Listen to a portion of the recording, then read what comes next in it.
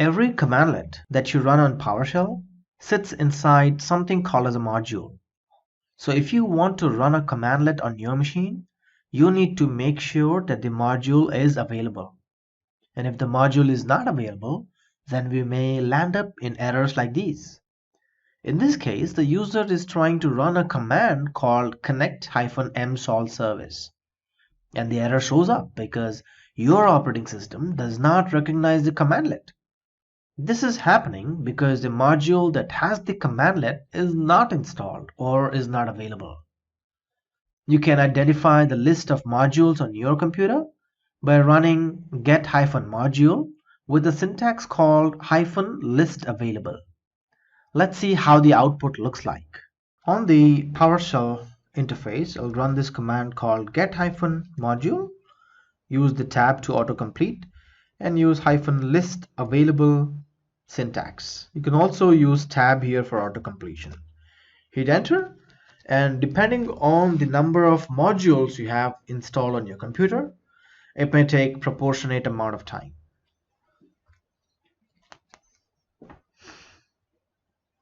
So as you notice, the modules installed on my computer are all displayed. You can pick up just any one at random. In this case, I have the Azure module installed. This is the module name, and these are the commands that are available inside this module called as Azure. So since I have installed the Azure modules, I have the commandlets or all the possible commandlets that I can use with Azure. So let's say I want to play around Azure Active Directory. Then I have the commandlets ready in the module called as Azure AD.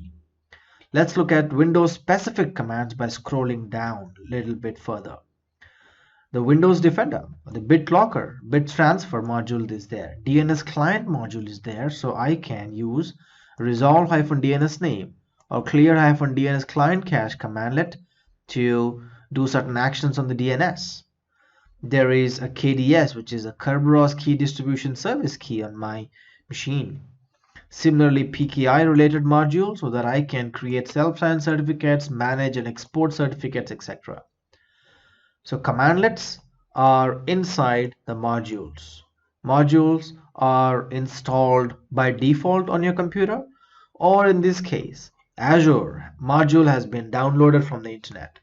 So if you want to manage virtual machines in VMware infrastructure, or manage your VDI environment in Citrix, or play around the virtual machines or EC2 instance hosted on AWS interface, well, these are not the default modules that will be available on your computer. You have to go to the vendor specific website called maybe VMware or Citrix or Amazon Web Services and download those specific modules on your computer to manage them. In this case, I've already downloaded the Azure modules on the computer, and that's why I'm able to see all the modules and commandlets available for Azure.